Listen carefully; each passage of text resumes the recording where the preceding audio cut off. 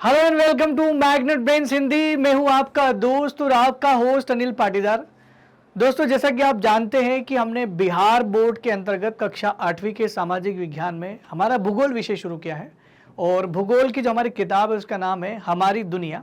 हमारी दुनिया में हम लोग यूनिट यानी इकाई नंबर 3 ख पढ़ रहे हैं और 3 ख जिसका नाम है वस्त्र उद्योग।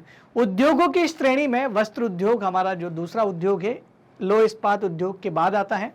और आज हम लोग पढ़ने वाले रेशम वस्त्र उद्योग का एक खास केंद्र है जो कि बिहार में स्थित है और उसका नाम है भागलपुर। तो आज हम लोग बात करने वाले हैं एक ऐसे वस्त्र उद्योग के बारे में जो कि बिहार रेशम वस्त्र उद्योग के बारे में जो कि बिहार में काफ़ी फेमस जगह है और इसका नाम है भागलपुर। आज चर्चा करते हैं इसके बारे में। सबसे पहले मैं आपको बताना चाहूँगा कि मैग्नेट ब्रेन्स एक ऐसा प्लेटफॉर्म है जो आपको सभी प्रकार के वीडियो बिल्कुल फ्री ऑफ कॉस्ट प्रोवाइड करता है। दोस्तों, अगर आप चाहे तो हमारे इन सभी वीडियो का आनंद हमारी वेबसाइट magnetbrains.com में जाकर या फिर हमारे YouTube चैनल पर जाकर के इनका आनंद उठा सकते हैं दोस्तों। और अगर आपको और कोई समस्या है तो आप कमेंट सेक्शन में लिख के ज़रूर बताएं। अगर आपको कोई चीज़ नहीं चाहिए कि आपको ये भी पढ़ना है तो आप कमेंट सेक्शन में लिख सकते हैं। आप हमसे एक बार बातचीत करने का प्रयास करें, कनेक्ट होने का प्रयास करें, तब आपकी समस्या हम लोग बिल्कुल समझेंगे और बिल्कुल इस बात को बताएं कि आपके लिए जो इन्फॉर्मेशन दी जा रही है बिल्कुल काम की है कि नहीं है, आप पढ़ रहे हैं या नहीं पढ़ रहे हैं, या आपको हमारी मुहिम अच्छी लग रही है। तो कमेंट सेक्शन में कमेंट जरूर लिखिए दोस्तों। जब आपके कमेंट नहीं आते तो हमको ऐसा लग रहा है कि शायद उन लोगों तक ये बात नहीं पहुंच पा रही जिनके लिए हम लोग पढ़ा रहे हैं। तो कृपया वो लोग जो इसको सही समझ रहे हैं, जिनके लिए सही है ये और जिनके लिए बनाया गया, वो जरूर इसका कॉमेंट जरूर दे ताकि हमें समझ में आ जाए। चलो बात करते हैं रेशम उद्योग भागलपुर की बात करते हैं। तो भागलपुर में हम लोग आज पढ़ने वाले, इसके संदर्भ अध्ययन करने वाले क्या क्या चीजें भागलपुर में मिलेगी। भागलपुर जिला पूर्वी बिहार का एक महत्वपूर्ण व ऐतिहासिक शहर है जो गंगा नदी के किनारे बसा हुआ है। यह गंगा नदी के किनारे स्थित एक पूर्वी बिहार का जिला है भागलपुर। काफी फेमस है, इसको अलग से लोकेशन बताने की जरूरत नहीं, इतना फेमस है कि पूरा भारत इसको जानता है। यह पूर्वी भारत में रेशमी कपड़े की व्यापार का सबसे बड़ा केंद्र है। भारत के पूर्वी जो भारत का देश है उसमें भारत जो है पूरा पूर्व भारत, उसमें सबसे बड़ा केंद्र रेशम का कौन है? भागलपुर है। रेशमी वस्त्र बनाना यहाँ का एक परंपरागत व्यवसाय है। मतलब रेशमी वस्त्र का उत्पादन करना यहाँ का एक परंपरागत व्यवसाय है और यह कर्नाटक के बाद भारत का दूसरा सबसे बड़ा रेशम उत्पादन केंद्र है। तो कर्नाटक का सबसे बड़ा उत्पादन केंद्र है तो ये दूसरा रेशम का सबसे बड़ा उत्पादन केंद्र है।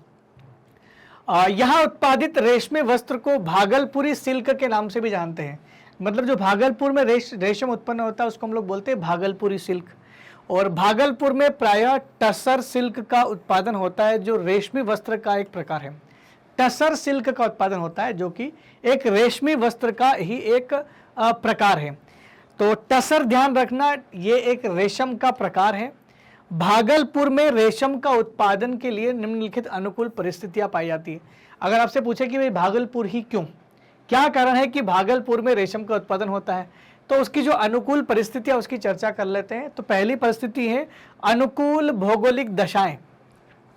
अनुकूल भौगोलिक दशाओं के कारण यहाँ बहुतायत में शहतूत पाया जाता है जिनकी पत्तियों पर रेशम के कीड़ों को पाया जाता है।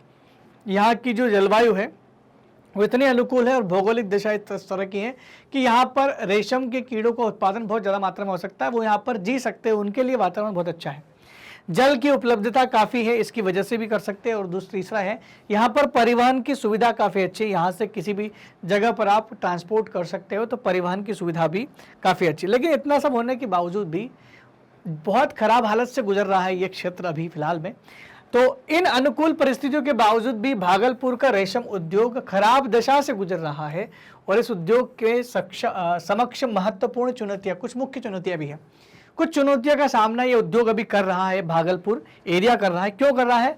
क्योंकि बुनकर को उत्पाद का उचित मूल्य नहीं मिल पाता। जो बुनकर लोग हैं, जो रेशम बना रहे हैं, बुन रहे हैं, उन लोगों को उचित मूल्य नहीं मिल पा रहा है। सार्वजनिक ऋण व्यवस्था के अभाव में स्थानीय साहूकारों से अधिक ब्याज पर धन मिलता है। मतलब जो ऋण दिया जा रहा है, जो अलग से लोन लिया जा रहा है, वो काफ़ी ज़्यादा ब्याज पर साहूकार दे रहे हैं। बिचौलियों द्वारा मुनाफाखोरी, जो और जो बना रहा है एक्चुअल में, जो प्रोडक्शन कर रहे हैं, जो मजदूर, जो बुनकर हो रहे हैं, उनको तो फायदा नहीं मिल रहा, लेकिन जो बिचौलिए जो बाजार में बेच कर आते हैं वो ज़्यादा मुनाफाखोरी कर रहे हैं, वो काफ़ी ज़्यादा मुनाफा ले रहे हैं। इसमें सरकारी संरक्षण प्राप्त नहीं है, इसको ज़्यादा संरक्षण प्राप्त भी नहीं है। सरकार अगर थोड़ा सा सपोर्ट कर दे और अच्छा भाव इनको मिलना शुरू हो जाए तो सिल्क यहाँ पर काफ़ी अच्छा हो सकता है। बुनकरों का दूसरे व्यवसाय की ओर आकर्षण, और लगातार जो बुनकर है जिनके साथ सही नहीं हो रहा था, कम दाम मिल रहे थे, अब वो क्या करेंगे, वो दूसरे व्यवसाय की ओर जाएंगे। जब इसमें फायदा ही नहीं है तो क्या करेंगे। इसी वजह से ये सारी चुनौतियां भागलपुर में है दोस्तों। और खास ध्यान देने वाली बात है कि कैसे बनता है सिल्क। तो सिल्क को बनने की छोटी सी एक कहानी है, मतलब छोटी सी एक तरीका, एक प्रोसेस है। वो क्या है, सिल्क का उत्पादन रेशम के कीड़ों द्वारा किया जाता है। रेशम का कीड़ा होता है व्हाइट रंग का, पीले रंग का, व्हाइट रंग का दिखाई देता है, मैंने आपको फोटो में दिखाया था। तो ये कीड़ा क्या करता है, वास्तव में उसके शरीर से निकलने वाला रस ही है जो रेशम कहलाता है। उसके शरीर से रस निकलता है और रस उसके शरीर के चारों ओर लिपट जाता है, पूरे रस में ही पूरा हो जाता है वो। और फिर क्या होता है, रस जब सूखता है तो उसके शरीर पर धागे की तरह चिपक जाता है। फिर क्या करना है, गर्म पानी में उबाल के धागे अलग कर लो। इन धागे लिपटे रेशम के कीड़ों को कोकुन कहा जाता है, और जिन्हें पानी में उबाल कर धागे को अलग कर लिया जाता है। इस प्रकार रेशम का उत्पादन होता है। तो ये हमारा छोटा सा एक टॉपिक था आज का, भागलपुर का एक समग्र अध्ययन हमें करना था। खासकर आपको क्वेश्चन पूछा जाएगा कि भागलपुर की हालात इतने खराब क्यों हो चुके हैं। तो हमने कुछ यहाँ पर कारण देखे थे, एक बार फिर से मैं आपको नोट डाउन करा देता हूँ। बुनकरों को उत्पाद का उचित मूल्य नहीं मिल रहा था। सार्वजनिक ऋण की व्यवस्था के अभाव में साहूकार लोग ब्याज ले रहे हैं, बिचौलिए ज़्यादा फायदा कमा रहे हैं, सरकार का संरक्षण नहीं, और बुनकर दूसरे व्यवसाय की ओर जा रहे हैं। तो ये सारी प्रॉब्लम जो है ये भागलपुर की रेशम उद्योग की खराब स्थिति का कारण है। दोस्तों, अगर आपको हमारे वीडियो सीक्वेंस में नहीं मिल रहे हैं यूट्यूब पर तो घबराने की जरूरत नहीं। आप चाहे तो हमारी वेबसाइट पर जा सकते हैं जिसका नाम है magnetbrains.com।